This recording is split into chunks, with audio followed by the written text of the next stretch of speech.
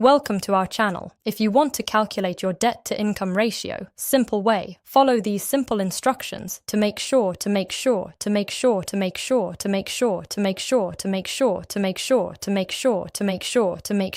ensure everything is properly set up and works correctly. Step 1. Open your web browser or mobile app and navigate to the relevant platform or website. Be sure to make sure you're logged in with your account credentials if required.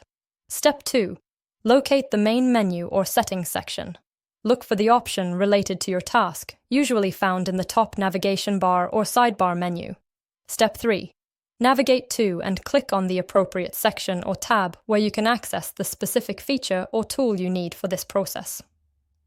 Step 4. Carefully follow the on-screen prompts carefully. Enter any required information such as amounts, addresses, or account details accurate and correctly